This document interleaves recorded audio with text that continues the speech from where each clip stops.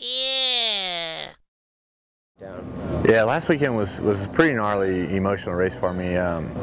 Getting 10th was about all I could really expect to do because I really went in that race just hoping to not get hurt. Filling out the health reports and doing the exams and stuff to get your license to race and staring the numbers and the cold hard facts of where I'm at in my career was kind of tough to do for me. And following 5 concussions over the last 2 years and crashing out of my last 2 races, I'm just like, this sucks. Like I'm not in it to crash.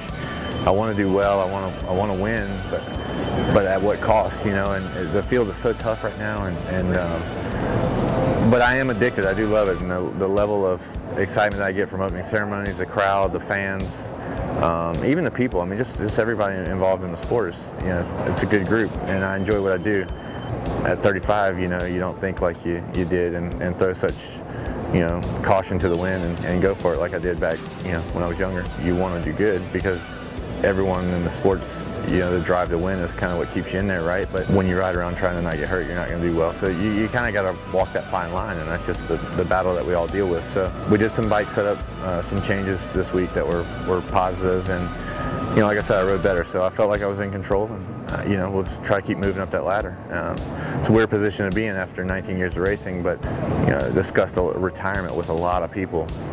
Mostly people who have retired, and you'd be amazed at how many of them say that basically the reason for retirement boiled down to fear. I mean, that's basically what causes us all to stop at some point, at some day. It's not worth taking that risk, but for me right now, it still is. You guys were on 10th place, battling, trying to get into 9th place, and tough luck got kicked out into the track, and I tried to miss it, tagged it right off the face of the finish line jump, and ended up getting lucky. I didn't crash worse, getting hurt, obviously. So.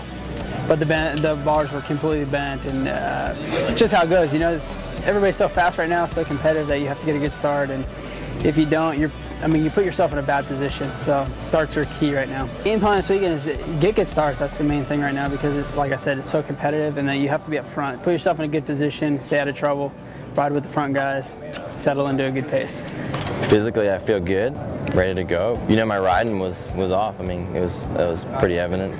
The whole day just struggled. It was just kind of one of those disappointing things that when you're being around long enough to know that you're supposed to have a certain feeling going into the first race, and kind of been struggling with that feeling, to be honest with you. So all our weaknesses throughout the off season were pretty much shown, brung up and shown at the first race. So yeah, kind of ashamed to spend so much time and know that you need to fix things, but no one's fixed them. So as disappointing as what it was, the positive is a couple other guys had worse weekends than we did, and it was an interesting weekend, weird race to watch, and yeah, it was probably one of the most boring, longest race of my life, to be honest with you. We're off on bike, I haven't been able to achieve something that makes me feel totally comfortable, and yeah, we're working. We got a group of guys and see what we can do.